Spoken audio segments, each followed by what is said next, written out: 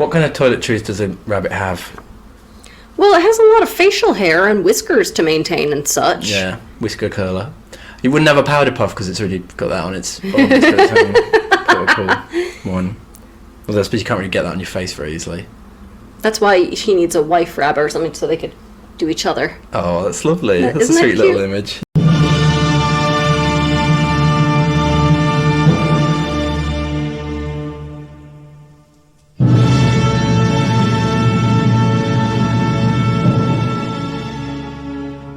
Welcome to Save Me From My Shelf, a literature podcast where we take classic tomes off their pedestal to make you less anxious about reading them.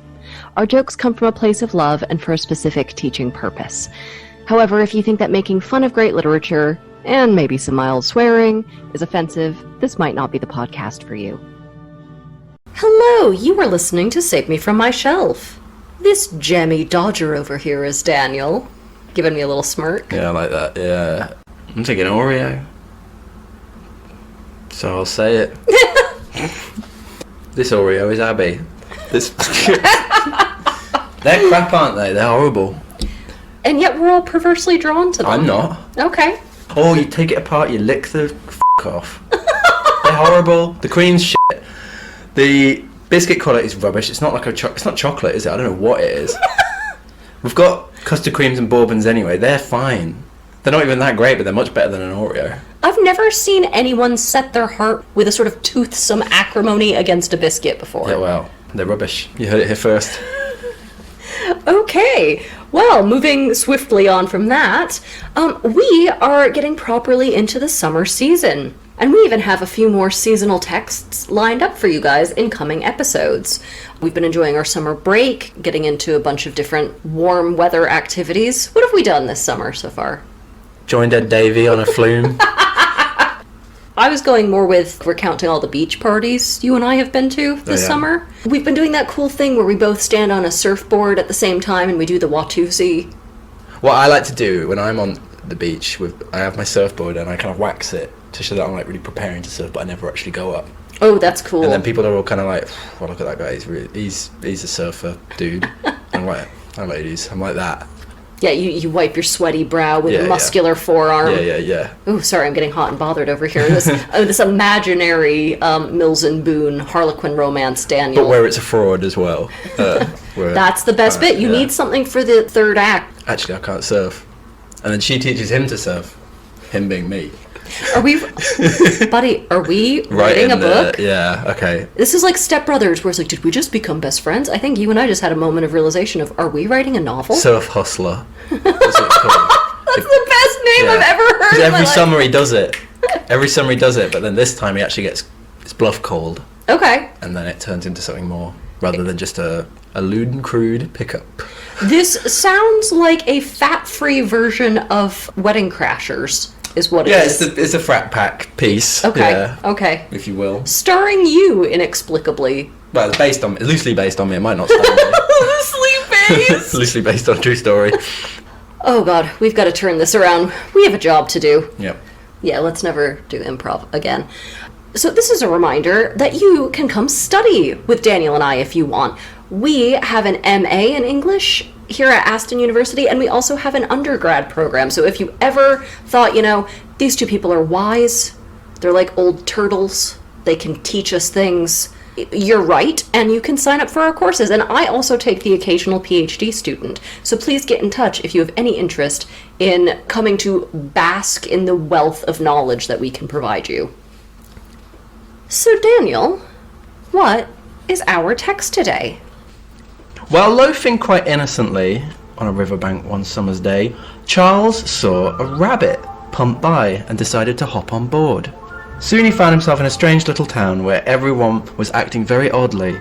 "Curiouser and curiouser," Charles said as he saw a troop of men in white tie. "I'm the Prime Minister!" one shouted. "No," said another, "I am the Prime Minister." Charles moved swiftly on and got talking to a perplexing-looking creature, or creatures.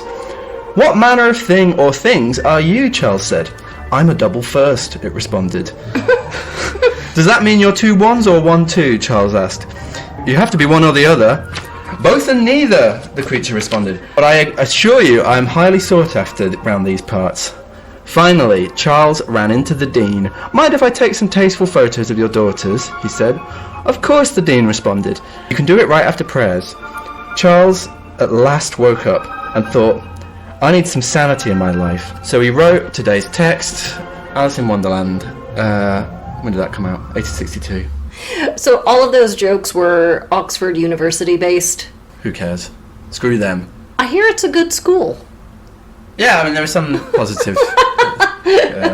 So, after that whimsy, it should go without saying that we are about to spoil this text for you. In terms of the content, this isn't too bad. It is children's literature, but we will be lightly discussing some potential pedophilia. Nothing proven, just, maybe analyzing some motives here. Threat of execution, but again, this is quite lighthearted and jokey, that it's never a real threat. Madness, creepy surrealism, infant abuse, and some potential drug taking and poisoning. This is also a note that this is a two-parter, so you will be having the second half of this in 2 weeks. Now, it's not because this is a particularly long text, but I think most people, when they think of Alice in Wonderland, assume it's just one book. Actually, what you're normally thinking of are 2 Alice books. The first is Alice's Adventures in Wonderland, which we're covering today, and the second is Through the Looking Glass. And they both have sort of equally famous bits that are often just conflated. Yeah. Which do you prefer? I preferred this one. Oh, really? I think I prefer the other one. Should we do some background on this? Bloody well should. And I think this will be a bit of a shared responsibility, because I have quite a bit to say in terms of the background. Yeah, you're the pedo finder general this week, aren't you? So you're going to be the one. It's more, I was taught context on this in my master's degree, but anyway. So, Lewis Carroll, his real name is Charles Lutwidge Dodgson. He was an author, he was a mathematician. He's most famous for writing various nonsense works under the pen name Lewis Carroll, of which the 2 Alice books are the most famous. But he also, worked for most of his life as an academic at Christ Church College, Oxford, where he specialised in logic and all that sort of math stuff that I can't even do arithmetic. So I think a lot of critics parallel Dodgson's math stuff with the nonsense in Carroll's works. So let's actually talk a little bit about his writing style and how that relates to mathematics. What is literary nonsense as a genre? It's basically any type of writing or oral tradition where the whole point is to avoid logic.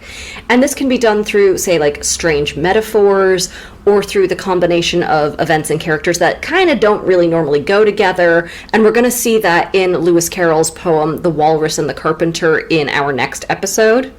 Walrus, Carpenter, how'd they become friends? Because they're like normally worst enemies, aren't they? It's craziness. It can also be seen through things like excessive wordplay, stuff that has so much meaning that it ceases to have meaning. And this is just sprinkled all over the Alice book, so you're going to see plenty of that here. Sometimes literary nonsense can be seen through completely made-up words, which just focus on sounds and rhythms rather than meaning.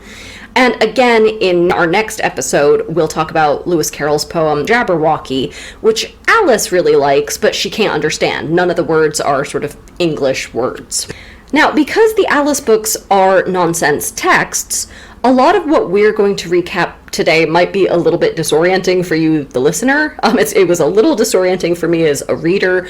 Don't worry if things just kind of happen out of nowhere. You don't need to follow this logically as your typical narrative. Just kind of let it wash over you. So if we think about Carroll being a logician and a mathematician, those are disciplines that are all about very strict rules. So he had a real fascination with chaos. So yeah, that's something that I think is a lot of fun for you to think about when you go through this. But anyway, that's the sort of genre we're operating in. Let's get back to Lewis Carroll's life. So tell us, Daniel, what happened to him next at Oxford? So in the 1850s, a man named Henry Liddell. Liddell, not like Stuart Little. Oh, or like Lidl, the supermarket. Anyway, a man named Henry Liddell started working as Dean of Christ Church, and soon after, Dodgson, so let's just call him Lewis Carroll going forward to save confusion, Carroll befriended the Liddell family, including Henry's daughters, Lorena. That's an interesting name. Lorena, your pet, our passion. That's Purina. Edith and Alice.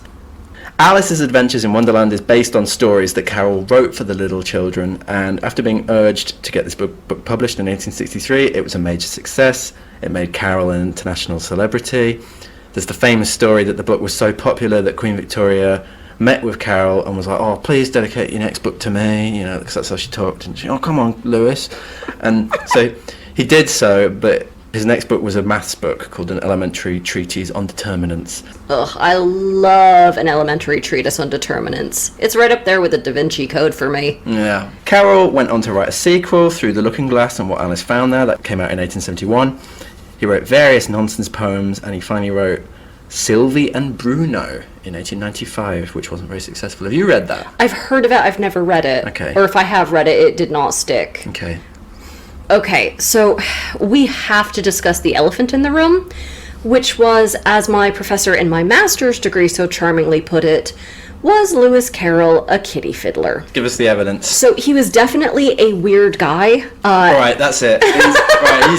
He's a nonce. Yeah, okay. And some of his behavior raises a lot of eyebrows today, but there is no evidence at all that his motives were anything beyond artistic. So, beyond Carroll's many other skills and interests, he was also a very avid photographer, which was sort of this, fancy new art form in the 1850s. And some people also think he had a severe anxiety disorder, which sort of led him to be maybe closer to children. Nah, excuse. Yeah. Well, he was a lifelong stammerer, but only around other adults and never around kids. So he therefore spent a lot of his time practicing his photography with the little girls as his subjects. And this is where he would make up a lot of the Alice in Wonderland stories to keep them entertained during the long photography process. Only about 50% of his photographs still survive today, but of those, a considerable chunk of them are of the little girls in various states of undress. Now, it should be noted that the little parents very happily gave their consent to Carroll. Oh, that makes it fine. To photograph the girls like this. No problem, yeah. And his photography work was celebrated enough that many other famous people like Dante Gabriel Rossetti, Ellen Terry, and Alfred Lord Tennyson also wanted to sit for their own portraits with Carroll. I mean, fully clothed, of course, because nobody needs a full frontal nude of Alfred Lord Tennyson, let me tell you what. It wasn't until about 100 years after this point that people started to look back on this and go, was there maybe something dodgy about these photographs? Now, Carroll kept at this for decades, and he got permission from loads of other parents to photograph their prepubescent daughters in the nude. And I shouldn't laugh. It's funny though, isn't it? It does not help that in 1863, he had some sort of falling out with the Little family, and we don't know why, which has led to a lot of speculation. His, diary pages have been ripped out, haven't they? I have personally read some of Lewis Carroll's letters discussing the, artistic nudes to the various parents of the girls, and I personally find them deeply creepy, but this is also from a very modern vantage. He does talk about them as though they are works of art, but just with the context of, this is a 10-year-old girl, it makes me quite uncomfortable. So he may be just a puddin-head artist who didn't realize how weird his art would become, or he could have been Oxford's very own Roman Polanski. We just do not have the evidence to know. But I thought it was worth bringing up in the context of the Alice in Wonderland stories, which are all about sort of lamenting growing up and a celebration of childhood. He rides that same Michael Jackson line, doesn't he? Yeah, he is very Michael Jackson, yeah. What do you think then? We just don't know. And I think that's the thing, as, somebody who looks at historical records, you have to be comfortable saying, we don't know. Sometimes I feel a little uncomfortable putting sort of modern values on people. That's the big thing I keep thinking, because I know your big thing is always that Victorians weren't as prudish as everyone claims, but I think it's still important to recognise that their sexuality and the way they manifested it was quite different to 20th and 21st century. Oh, absolutely. And I think he's a good example of that he didn't even fully realise quite what he was doing, but there was possibly still some kind of dodginess. Yes. Lurking within him. Dodginess. Yeah, exactly. Finally, and I alluded to this a little bit before when we talked about that this is 2 episodes, most people's knowledge of Alice in Wonderland comes from the Disney films, both the 1951 cartoon and the 2010 Tim Burton version. Each film combines the two books, so I don't think people often realize, oh, these are two different books entirely. So just to let you know what we're going to be recapping today, don't expect to see Tweedledee and Tweedledum, the Jabberwocky, the Garden of Talking Flowers, the White Queen, Humpty Dumpty, the Unbirthday concept, or the Walrus and the Carpenter, because those are all from the sequel, Through the Looking Glass, which we're going to recap and discuss in 2 weeks. All right, Daniel, shall we get to the summary? Alice is a bored little girl. She's sitting on a riverbank with her older sister who's reading a book. Alice tries to read over her sister's shoulder, but there are no pictures. This book sounds like a load of bullshit, Alice thinks. Here's the quote, "What's the use of a book without pictures or conversations?" Thankfully, a white rabbit wearing a waistcoat and holding a pocket watch comes out to distract her. The sister is clearly massively into this book because she doesn't see it. Is it the Da Vinci Code? Well, that's got conversations, hasn't it? It hasn't got pictures. Or is it? It could be the Big Bumper Illustrated Da Vinci Code, I don't know. She doesn't even notice Alice get up to follow the rabbit. And that's not a euphemism for doing drugs. Jefferson Airplane won't record that song for 100 years. Anyway, this white rabbit, he's got a real stick up his... Cottontail. Thank you. He's a bit uptight, bit of a square. He's worrying about being late for something. He's one of them commuter rabbits. He jumps down a rabbit hole, and Alice is like, might as well join him. So she pops down after. Now, guys, we are only 3 paragraphs into this book. Wonderland clearly does not need a support band, does it? Because we are here. The rabbit hole is a lot deeper than Alice expects, and she falls for a really long time. She falls for like 37 minutes, and she falls for so long that she's worried she'll come out on the other side of the world, and she's like, what the hell is my ass gonna do in New Zealand? She's like very concerned about ending up in New Zealand. Mm-hmm. She then falls for so long that she falls asleep while falling. That is something that the movie Inception never got into. That movie posits if you're asleep and then you start falling, you wake up, but it never answers the question, can you fall asleep while you are already falling? These are the big questions, Nolan. Mm-hmm. Alice lands with a gentle thud. Ooh.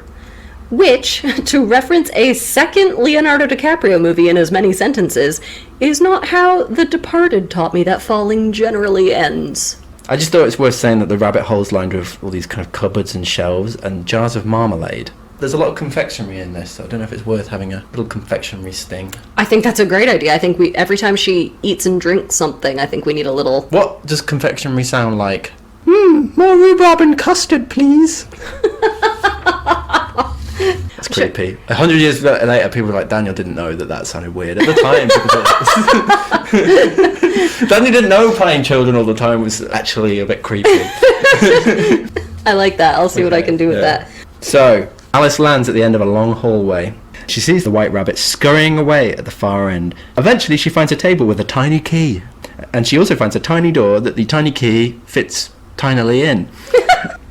Behind the door is the most beautiful garden she's ever seen. Ah, so that's where the rabbit went. But I'm too big to fit through the door. Oh, what to do? Oh, woe is me. Alice then notices a little bottle on the table, and it has a tag on it that says, "Drink me." Girl, you could be in Jigsaw's basement right now. Don't drink that.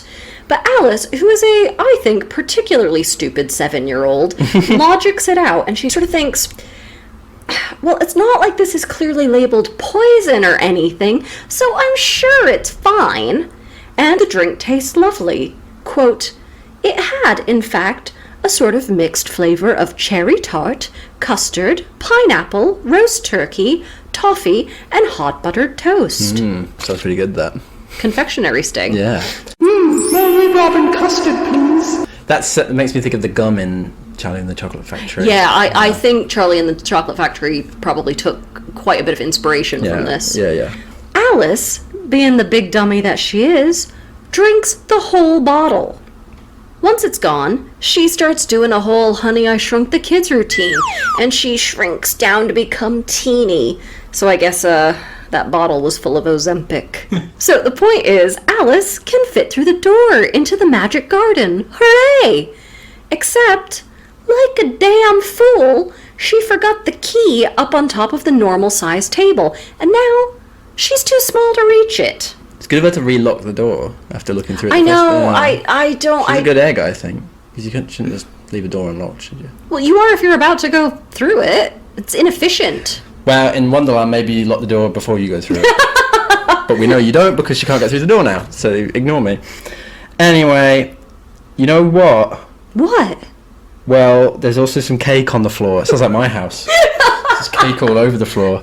Mary Robin custard, please. The cake says, eat me. It's rude. Yeah, well, she's like, oh, this will probably make me taller. That makes sense. She, eats the whole cake because she didn't learn a lesson last time. I mean, that drink me bottle was a real gateway beverage. We're not even 2 minutes later and she's eating floor cake. Before you know it, my girl's gonna be doing mushrooms in the woods with a stranger. Very good. Yeah. You never guess what happens. First she was normal size, like the size of a little girl. 3 foot or something, whatever that is. Then she got small, right? Now she goes the other way. She gets really big. She's 9 foot tall. That's almost as tall as you. Yes. Curiouser and curiouser, Alice says. So that's the sort of way she talks. And she has this funny bit where she imagines that her feet are so far away that she'll have to post them new pairs of boots every Christmas. I thought it was a funny That's bit. funny. I like that bit. That's the problem with this episode, is it's just us recounting jokes and saying, that's a funny bit. In this episode, we're both you, where somebody says a joke and we go, that's funny. Yeah. Without ever really laughing. That's f***ed up. Yeah. That's what this book does to you. It turns you into a miniature Daniel. Wow. Read me. I'm a little Daniel. Anyway, she has the key now, but you'll never guess what. She's so big now, she can't even fit through the door. Even less so, in fact, than when she was normal size. Remember the shrinking potion? She drank all of that, didn't she? So she's stuck big. She cries and cries, and then eventually her big sort of manga giant tears. But they have big tears, don't they? Not an embarrassment tear, it's a proper sad tear. Anyway, they form a big pool 4 inches deep in the hole. Oh, is my girl already coming down from her drug trip? Are we in the maudlin stage? I was happy in the haze of a drunken hour. Yeah. Suddenly, that white rabbit runs by again, but this time it's fretting about some duchess who he's kept waiting. The 9 foot tall Alice is like, hey, a little help with my lumbering height, please? But the rabbit, as rabbits do, gets spooked, and he drops his fan and gloves, and then runs off. That's the old Victorian flirtation ritual. Ooh, drop my glove, would you pick it up? I mean, that rabbit wants some giant Alice action. Well, I was thinking a little bit differently. Go on. What sort of a bloke is dropping his gloves and fan? I did wonder that. He's quite courtly, so it could be an affectation, but that is quite a feminizing thing. Oh, yeah. The court is the home of camp. Are we saying... Well, I don't know. Does this need a sting of any particular type? Is that what you're getting at? Could this be a queer reading sting? Alice then realizes she's inexplicably shrinking again. Why? Why not? Maybe it's like mixing your meds and they're, sort of improbable and unexpected reactions. I don't know. She sort of shrinks and grows at random times. So now she's small again. But she's so small that she is now drowning in her own lake of tears. Been there. Yeah. After struggling to doggy paddle, Alice eventually washes up on a bit of a bank and she takes shelter with a mouse. She tries to make polite conversation with it, but can't seem to stop putting her foot in her mouth about her cat, Dinah, who's ever such a capital mouse catcher. The mouse is grievously insulted like 5 times, but still leads her to safety because, hey, I'm not the asshole here. They arrive on shore, where a duck, dodo, lory, and eagle are waiting for them. All of these animals and Alice are all fretting about how to get dry again. The mouse is like, aha, here's the trick. And it recounts some English medieval history, i.e. the driest thing you can talk about. Ha ha ha ha ha. It's a funny bit. Then everybody's quite dry again. Hooray. They all say we need a prize. What's that prize going to be? Some sweets that Alice found in her pocket. Gross. Mary Robin custard, please. Anyway, Alice, she doesn't understand negative conditioning. She decides this is the perfect time to bring up Dinah the cat again. And she's like, oh, my cat's really capital at catching birds. And the mouse and the birds are all like, this chick. Chick. as in woman, not as in bird. She's not a fellow bird, she's not one of us. So they abandon her. Deservedly, I think. Yeah, they're like the Forrest Gump kids. You can't sit here. Seat's taken. Pretty soon, the White Rabbit's there again, running around, backtracking, looking for his lost gloves and fan. And he's worrying that this Duchess that he keeps mentioning will have him executed for his lateness. He takes one look at Alice, mistakes her for his maidservant, Marianne, and demands that she go back to his house to find some replacement gloves. So that's a bit of a Victorian burn, isn't it, to be confused with a servant? That's a devastating Victorian burn. And that's what I like about this book, because Alice ingests plenty of sugar, and everyone else is like, we're going to give you a little spice to go with it. Yeah, and actually that's a line from the book. Isn't it? Yeah. No, it's not. Sorry, no, it's not actually a line. Anyway, he runs off again.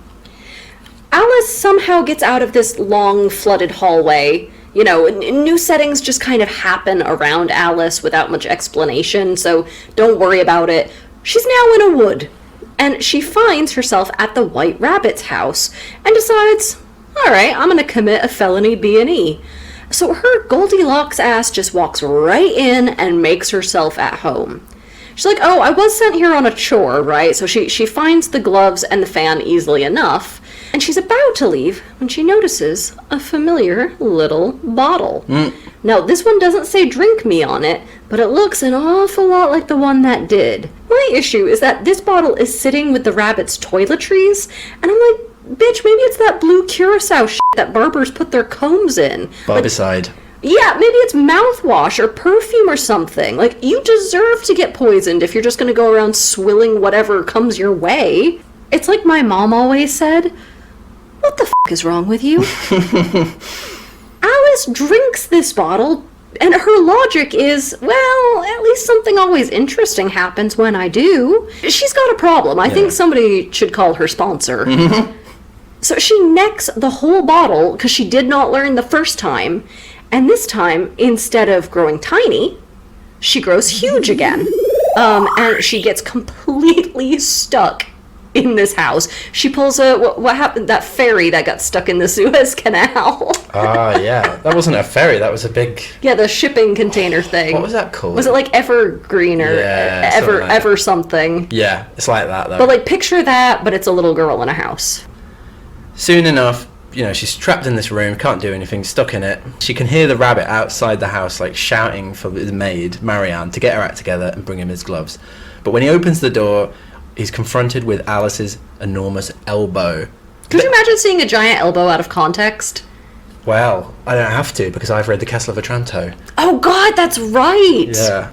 So he tries to get through the window, but he's just met with Alice's enormous hand, and she kind of bats him off and hears him kind of affrightedly fall into something and smash glass. She assumes it's a cucumber frame. I just love that he keeps crashing into all these cucumber frames. I just thought it was good. It's like Sideshow Bob walking on all the rakes. Anyway, she's like, oh, what a number of cucumber frames there must be. Is that your Alice voice? It's kind of... What a number of cucumber frames there must be. I don't know. Thank you. This is more than one rabbit can handle, so he calls for some of his chums, some of his best buds to help. So there's all these animals arrive, one of whom is a lizard named Bill. I love that! Bill the Lizard! I was so charmed by Bill the Lizard, and I don't know why. They're a bit WC, aren't they, as well? I like that they're all like, you all right, governor? And the rabbit's a bit like, ew. Ugh. But anyway, they're kind of tradesmen, aren't they? And he tries to go in via the tradesman's entrance down the chimney. Wait, what is Bill the Lizard going to do once he gets down the chimney? Give everyone presents? I don't know. They never explain that. They're like, alright Bill, you know, it's me, Dave, and Gaza, we're gonna help you up, gonna get you down that chimney. What is he gonna do once he's in there? Find out what's going on inside? We can see what's going on. Well, we don't know, because all you can see is a big knee and a big arm. Okay. They don't know it's all one girl. They... Well, they don't. It's like the Castle of Otranto. They think it's all parts. Okay, alright. That's what I thought. Okay. Anyway, Alice is like, you know, you ain't coming down this chimney, son, and waits for him to get to the bottom and then, like, kicks him up the chimney, and he kind of rockets out. Oh, she 3 little pigs him. Yeah, it's a great bit. Okay. Love that. Alice then sees a cake in the house. Mary Robin custard, please. You know what this means? She's like, well, I'll have this. Knocks that back. She shrinks small enough that she can then fit through the door. She's Garfielding her way through Wonderland. I grudgingly respect that. When she walks out the house calmly as a normal-sized girl, the whole posse outside, they're like, let's string her up. Oh, they're just waiting to murder her. Yeah. I mean, to be fair, I am an American, and if anyone ever got very big in my house, it is my lawful right to murder them in cold blood. Yeah, I think I can buy that. Yeah. Makes Thanksgiving very difficult. She runs into the woods and loses them, and she's like, oh, this land is so weird, rather than thinking, my likely terroristic actions have consequences. Her little woodlands ass is such a menace that I think the Wonderland characters are going to start choosing the bear too. You don't get the would women rather be in the woods with a man or a bear? That cultural touchstone has passed you by. Yep. Wow. Is it about men being threatening? Yes. Oh, right. You are like pure of heart and soul, I think, because you are not chronically online. This is amazing. Yeah. Speaking of me being pure of heart and soul, I was just thinking that this is so much like the time machine that I, a bit like Alice and a bit like the time traveller, would just kind of want to bat about and kill everybody that I encounter, and like she does. Yeah, see, I'm American and grew up with castle doctrine laws. You might just be a serial killer. Eloy, funny lizards, I want to kick them about. Okay. Yeah. Should you unpack this in therapy later, or is this a good time? Probably. I don't know. Anyway, she shakes the whole episode off and resumes trying to find that lovely looking garden. All right. Are you ready for another adventure in Wonderland, where every vector of whimsy is aggressively explored? Vector, very mathsy. Thank you. Before long, Alice stumbles on a huge mushroom. I know she's small, that's why the mushroom's big. But if you want to talk big mushroom, what about that giant system of mushroom thing that lives under Oregon? It's like the size of Oregon. What? Don't know. Oh, I love this. I'm a real creep, so I love like fungus talks to each other, and it has these huge ecosystems. Let's get into this later. Let's unpack this later. This is not mushroom hour. Okay. You know that's at 4:00 for us. So looking at this giant mushroom, she discovers a large blue caterpillar sitting on top, smoking a hookah. Daniel, this is what I would see sitting on my chest in a bad bout of sleep paralysis. The caterpillar, high as a kite, keeps asking her who she is. Whenever Alice explains, he's like, no, but like, who are you, man? Conceptually, at a metaphysical level. Alice gets sick of this real fast, and she storms off in a huff, but the caterpillar's like, hey man, keep your temper. Also, could you recite me some poetry?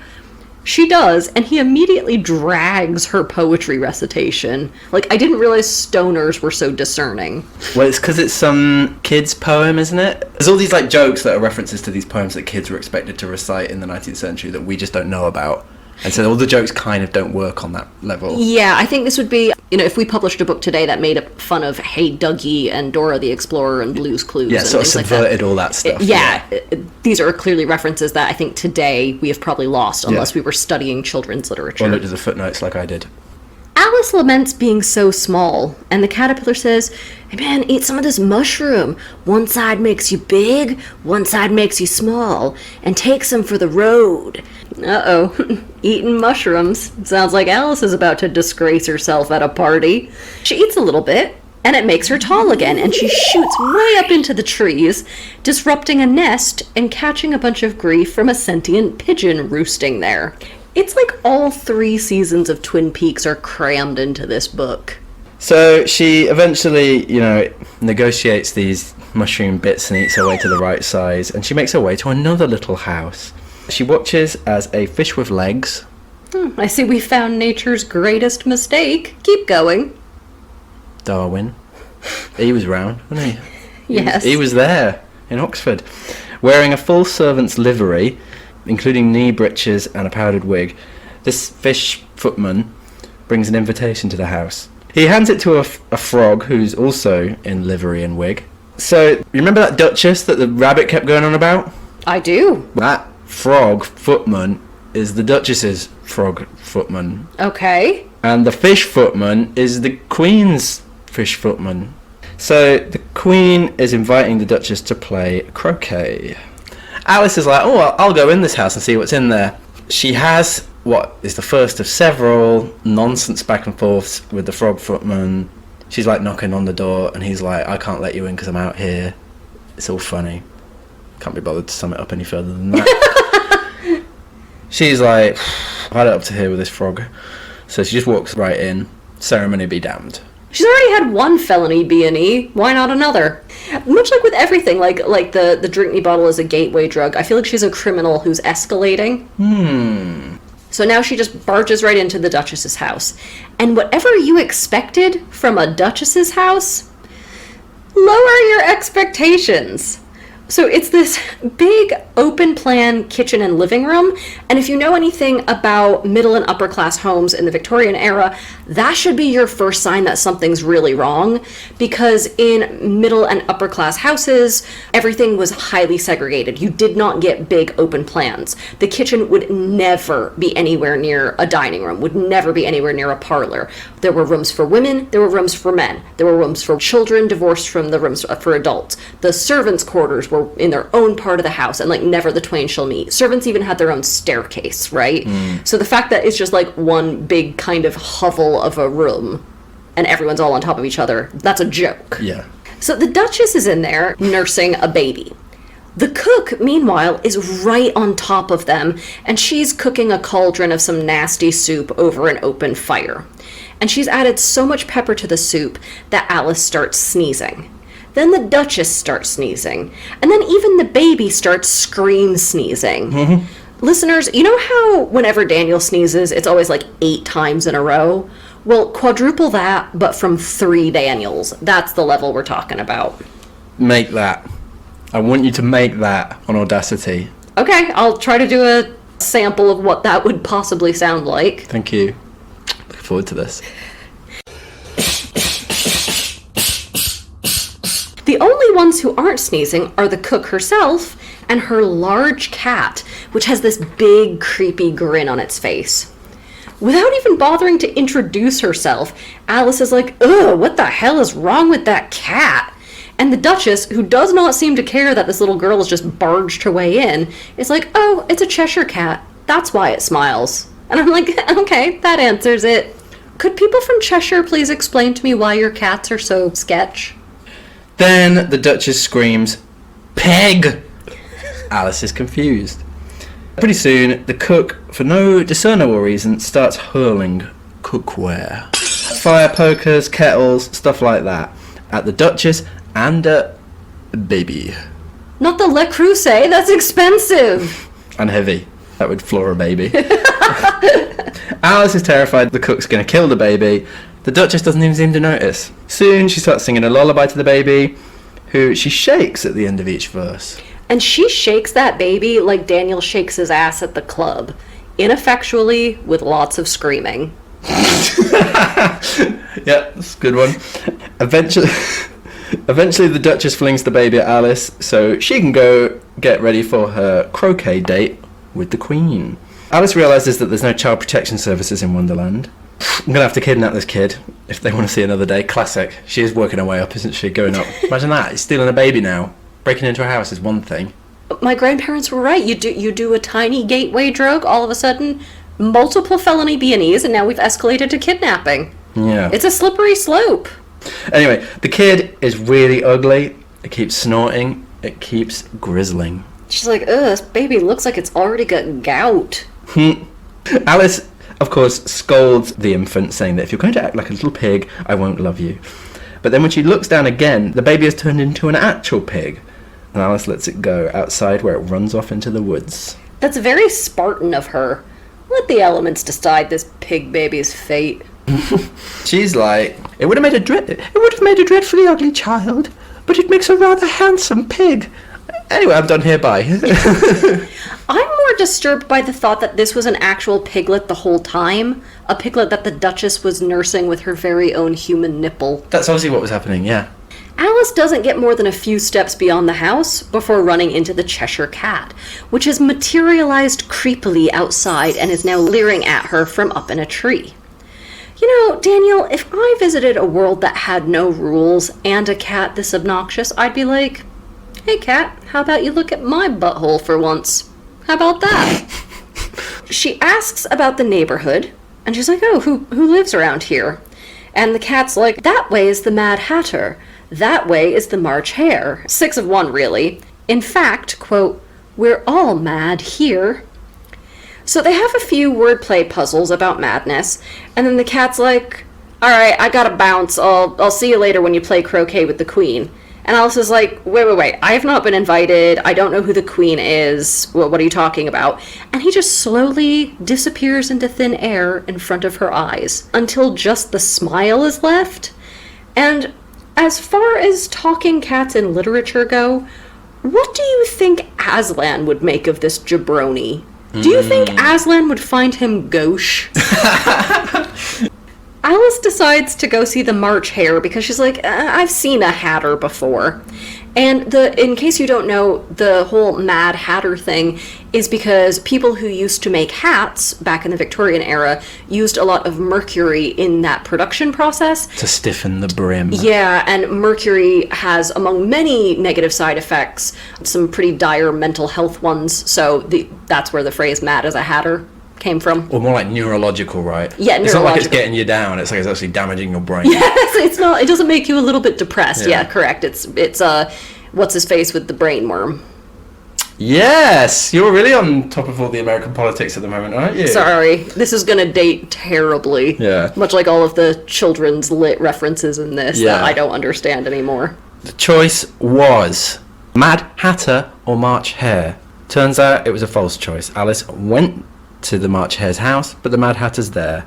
They're all having a big tea party. I don't know if you're familiar with this passage of the book, but that's what's going on. They're all there. There's also a dormouse. So they're at this huge table that could seat at least 20, but they're like, ooh, Alice, there's no room for you to sit down, love. She does anyway, and they offer her, a 7-year-old, remember, some wine. She's like, well, I've noticed that there isn't any wine for you to offer, and it's quite rude of you to offer something that's not there. And the hare's like, well, it's rude to sit down when you're not invited. That's what the hare says, which, yeah, is a funny bit, isn't it? Yes, gag her, bitch. When the Cheshire Cat says we're all quite mad here, I think he meant they're all mad at Alice. Oh, yeah. Everyone is so rude to her. It's back to the Inception thing, isn't it, where all the people in the dream attack the interloper. Anyway, the Hatter also is like, oh, your hair needs cutting. You're a mess, woman. You know, so they're all kind of... you say this, I can't say. What I wrote was, sassy gays love a mean-spirited brunch, and they are all a bit like, girl, you look like a Barbie that's ended up at Goodwill. They play riddles, including the famous one, why is a raven like a writing desk? Alice doesn't know the answer. Turns out the Hare and the Hatter don't know the answer either. And in fact, Lewis Carroll himself didn't know the answer. Although he did try and come up with one decades later and wrote, quote, because it can produce a few notes, though they are very flat, and it is never put with the wrong end in front. That is a rubbish answer. The note one is quite funny, isn't it? Yeah, I guess. Other possible answers include because outstanding bills are found on both of them, which I thought was better. But only ducks have bills and geese. Well, my answer to why is a raven like a writing desk... Alright, hit me. Because Poe wrote on both. Yeah, very good. Which would be a reference Carroll would have gotten at the time. So, we go on with a bunch of silliness and nonsense like this for a while. There's lots of wordplay, lots of tangling what Alice says into knots. Alice finally manages to get some food off of these jerks. And they reveal that when everyone's plate gets dirty, they simply move 3 spaces down the huge table. That's a student house trick, isn't it? Yeah, but at some point you're going to have nothing but dirty dishes You don't left. think like that. In the moment, you don't. You know the phrase nightmare blunt rotation? This is a nightmare Coke rotation. Alice finally says, quote, this is the stupidest tea party I ever was at in all my life. So, in short, to heck with the lot of you. Bye-bye. Thankfully, as one does, A door springs up in a tree nearby, so Alice sees her escape. Only this door is very small. Oh no. So Alice has to eat more of the caterpillar's magic mushroom, and she shrinks a little until she can fit. Through the door in the tree is the beautiful garden that Alice spotted at the beginning of the novel. It's coherent. It's not just made up as it goes along. It's all coming back. It's covered with white rose bushes, but there are a bunch of gardeners that are sort of anthropomorphic playing cards, and they're all painting the white roses red. But see, the point is, it was supposed to be a red rose bush, but they accidentally planted a white rose bush, and if the Queen of Hearts, the red, one of the two possible red suits in a set of standard playing cards, you may recall. Yeah, got it. She wants red roses, it's her garden, and she's going to have them all beheaded. This sounds like a dictatorship that should be overthrown by violent revolution. I'm just saying, Marx probably read this and had some thoughts. Just then, speak of the devil, the King and Queen of Hearts passed by, accompanied by the White Rabbit. And he's some kind of like courtier, page, or one of them. Give me another job. Groom of the stool.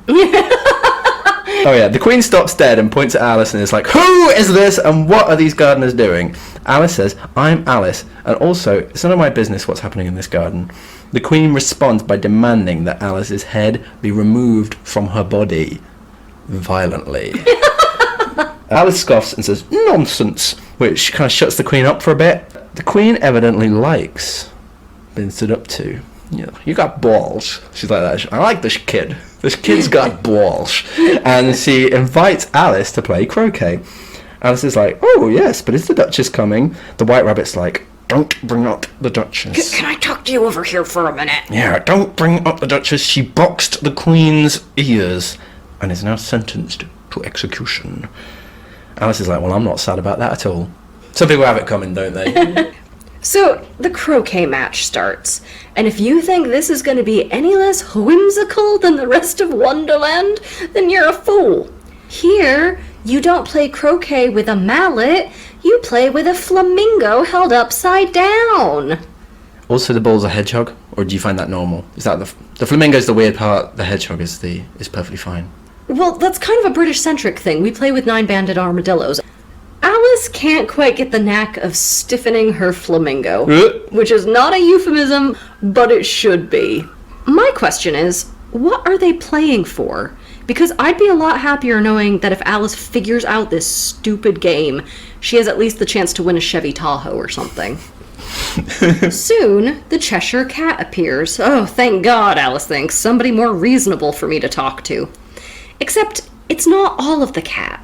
It's just its floating head. The King doesn't like the cut of its jib at all, so the Queen screams, "Off with its head." This, unsurprisingly, leads to a huge argument about if you can cut the head off of something that doesn't have a body. Alice just adds to the mayhem, and she's like, "Hey, this is the Duchess's cat. Maybe she can settle the question." By the time they fetch this sort of ill-fated Duchess from jail, the cat has disappeared, causing more confusion and running around in the garden, and it's all a bunch of tiring nonsense. They talk a lot of crap about morality without ever getting anywhere. It's lots more word games and idioms thrown in randomly to keep the conversation going. She says everything's got a moral, if only you can find it. I suppose that's also about kids lit, isn't it? Yes, yeah. That's a sort of parody of children's literature. You had some lines from this conversation. This is my favourite line in the book. This is what the Duchess says. "Flamingos and mustard both bite, and the moral of that is, birds of a feather flock together. Only mustard isn't a bird," Alice remarked. The Queen then is like, "Alice, you've got to go and listen to the Mock Turtle's story." And she wakes up a sleeping griffin to take her to him. Oh good, more characters at this stage. I have to say this was my favourite bit. What? Keep going. Okay, so the turtle tells its story very slowly, but the gist of it is, I once used to be a real turtle, not just a mock turtle. A mock turtle soup is like a kind of Victorian dish, isn't it? Yes. HST alert! Remind us, what does HST stand for? Highly symbolic turtle. And where did we hear that originally? In one of the other books we've covered, The Grapes of Wrath. I did not think we'd be seeing another one of those so soon. Yeah, and you were like, "Oh, they're not a thing. Look at them." And also we get some more turtle-tortoise hilarity. I love this bit. So the mock turtle's talking about his childhood. The master was an old turtle, and we used to call him Tortoise. Why did you call him Tortoise if he wasn't one? We called him Tortoise because he taught us. Because he taught us. Very nice, very nice. There's loads of wordplay, there's lots of nonsense. Soon there's news. The king and the queen are having some kind of big court trial. What, like I said, the clue was about last time. It ends with a trial. Yeah, it ends with a trial. With a deck stacked against you, wink. That was my pun. That was a good clue, I like that. They all rush back, and they find out that the trial is about something incredibly stupid.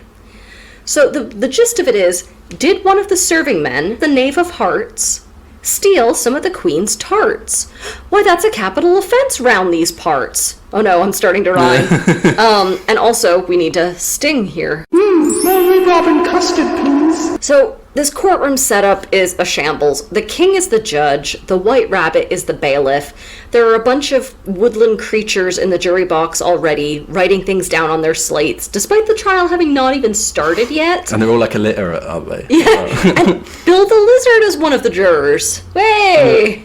I must say, though, this is a kangaroo court, and there is no kangaroo here. So Carol is either phoning it in or learning restraint, and I don't know which one I prefer. Did the term kangaroo court exist then? I don't care. I'm looking it up.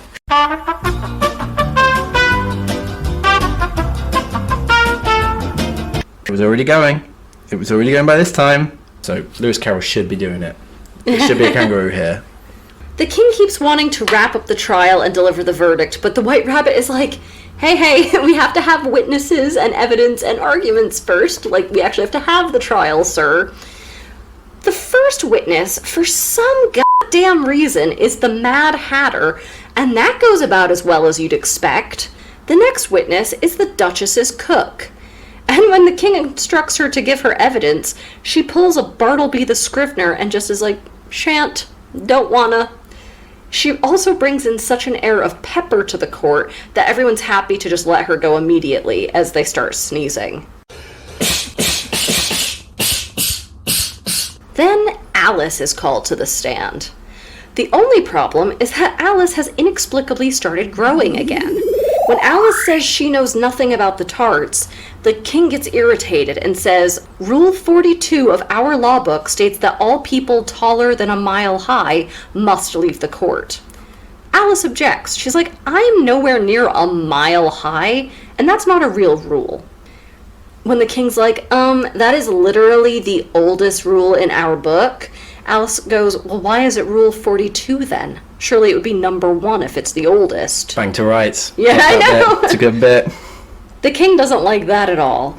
They try to introduce some, random poem as evidence against the Knave of Hearts, but Alice, who's sort of growing in confidence, along with height, has had just about enough of this, and she basically bullies everyone into admitting that this is no evidence of anything, and this whole court case is a sham. She's the dictator now, though, isn't she? Well, I was thinking, she sort of figures out how to manipulate the sorry excuse for the legal system around here, and I think she should start putting up some Better Call Saul billboards across Wonderland.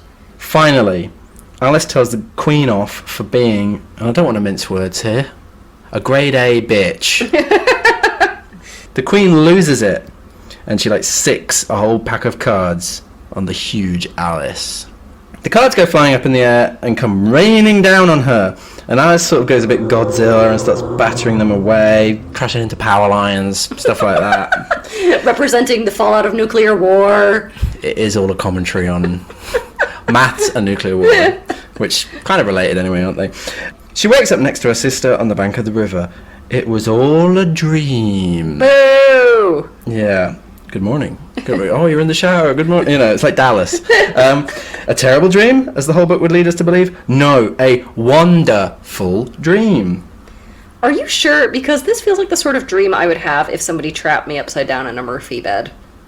After hearing about it, Alice's sister finds that, quote, she half believed herself in Wonderland. The sister knows that Alice will lose some of this magic as she grows up, but she can still tell these stories to other children in her life, and even as she gets older, can feel, quote, all their simple sorrows and find a pleasure in all their simple joys, remembering her own child life and the happy summer days.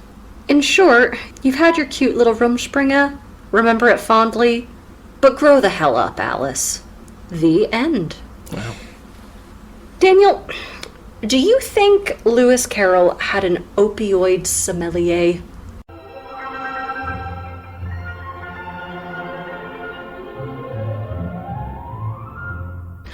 And now for our segment, Bad Goodreads Reviews. Some of the vocabulary is what I would call British words. It's not a different language, but it's a different way of speaking the language.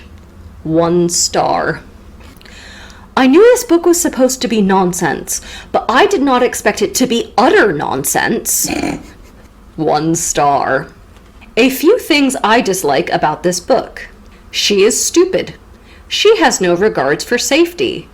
At 10 years old, she doesn't know your timetables. 1 star.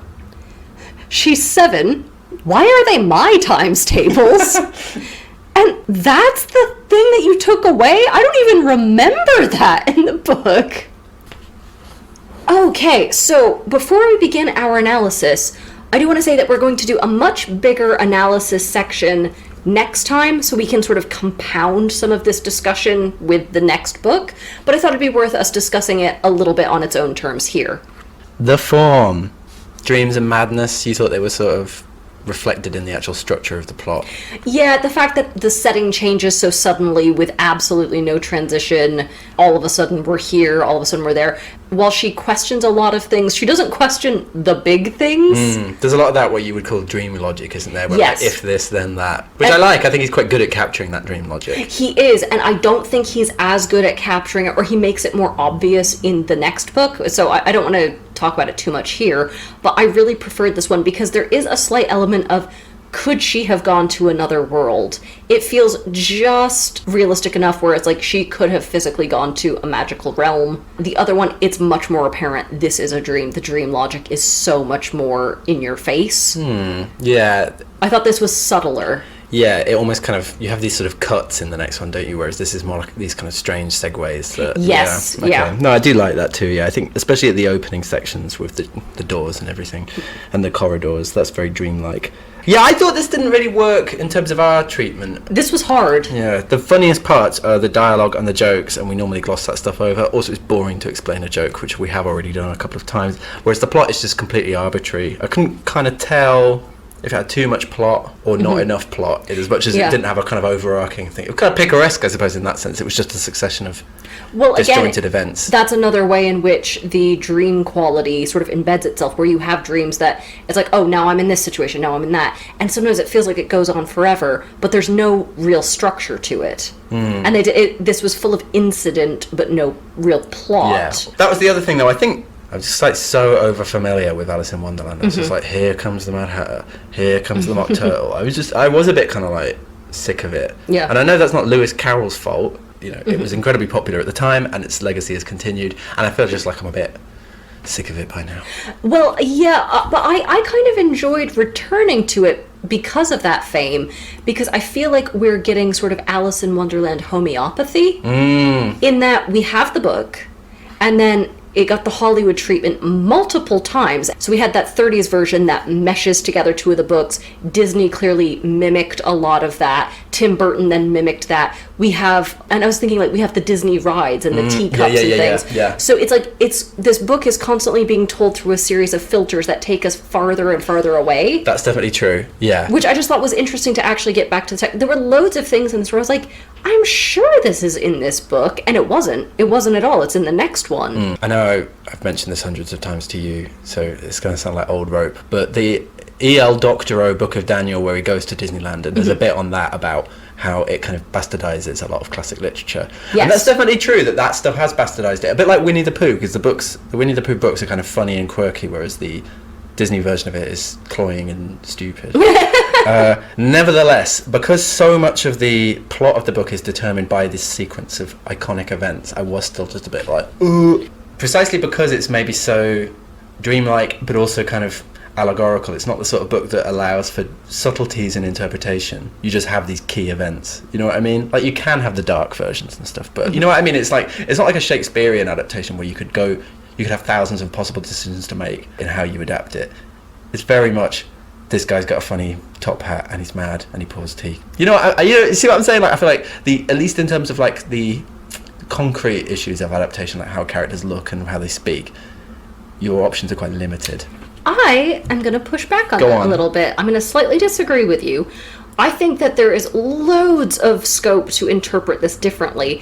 I think Hollywood and Disney and all of that... and have just monopolized it. They've monopolized it, and I think we've actually had some quite lazy, straightforward interpretations. Because I was thinking that there is actually quite a lot in this that we could sort of pick apart and take a different angle on. It's just that people don't, because they're like, well, it's for kids, so you got to keep it a bit safe. And I'm thinking about the illustrations, actually. Maybe that's also a factor in sort of determining how it's adapted, because the Disney characters do look a lot like the Tenniel illustrations, don't yes, yeah. If something comes with a bunch of really famous illustrations, it is slightly hard to break away from that when you adapt it. Yeah.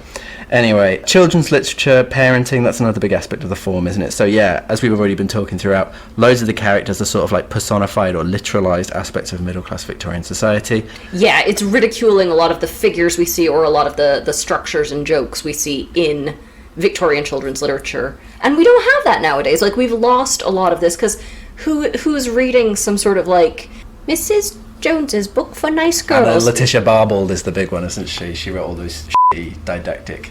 Good little girl and boy. I know she's a lot older, but she was still big at the time. And Letitia Barbauld, didn't she wrote essays on the Gothic and things like that? Yeah, she was an interesting person. That's interesting. Yeah, but she also wrote kids' books. I didn't know that. I know her from Gothic studies and like my genre fiction stuff. I had no idea she did children's. No, I'm worried I've got it wrong.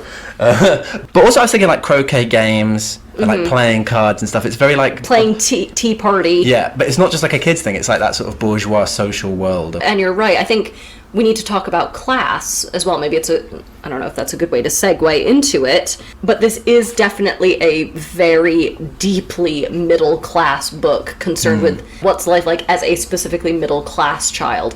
Alice would be a very different character if she were even a few rungs down the social ladder. Must she be at work? No, I'm not even joking. She would be at work. But even if she were a lower middle-class girl, yeah. This would be a very different experience. Yeah, definitely, yeah. So yeah, there's a lot of stuff about childhood growth, literalized in the sense of she actually grows up and shrinks and stuff, and also wants to grow up in that way that little kids do. Like, oh, I wish I was a bit older and then I could, I'll show everyone. Yeah. Then I could crush these cards. Yeah, I can beat this army of cards. But then also, like as you're saying, there is this kind of broader idea of growth in that she's kind of going to lose this whimsy when she gets older. I mean, this is very much in part a celebration of childhood, but also there's a sympathy with the kind of nightmares of childhood where things don't make sense, and that's where the sort of the mathematics and the psychology and the ideas of chaos and logic all come into it, where childhood is all about following these rules that you don't understand. That seem arbitrary. Yes, and children are so wonderfully free of those rules until they're kind of, I think Lewis Carroll is saying, ruined. Ruined by having these rules so ingrained and enforced on them. That actually, about the kind of the sort of bullying of all the characters in it, that's like a sort of your Victorian parent, children should be seen and not heard and everything. Yeah. And here it's all reframed as like completely arbitrary and mad. But I think one of the reasons why Lewis Carroll was so fascinated with this as well is that there was a massive paradigm shift around parenting in the Victorian era. In the earlier part of the century, and certainly in the 18th century, children were very much treated like little adults. There was not a lot of sense of let kids be kids, let them play, we can make allowances for them. And this did sort of continue in upper class households. You get a lot about very strict governesses and nannies who could not understand why kids needed to play. But there was a development in terms of child psychology where they're like, but kids aren't adults. Their brains are different. They don't have these same resources. The expectations are not fair. And there was a big cult of childhood, right? Yes. It was like, oh, the whimsy of little children. There was all that kind of as well. It's almost that noble savage idea that children are a purer, more wholesome form, and we should let them. They kind of hyper-corrected some of the time, I would say. Yeah. Should we move on to ideas of games and wordplay, which is basically the whole book? Yeah, rules and sort of, what would you call it?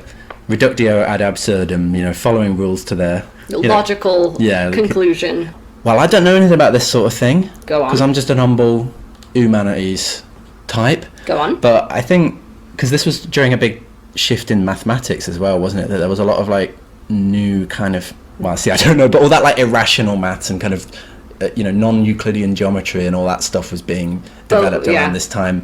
And Bo Burnham's New Math. That's a comedy song full of wordplay, never mind. Okay, well, Lewis Carroll didn't like that stuff. He was quite a conservative mathematician, apparently. Oh, okay. And so some people have interpreted Alice in Wonderland as just that, as like kind of what we've been saying, that it's like, oh yeah, well, if you can have non-Euclidean geometry, then maybe you can, have a March hare that keeps changing places.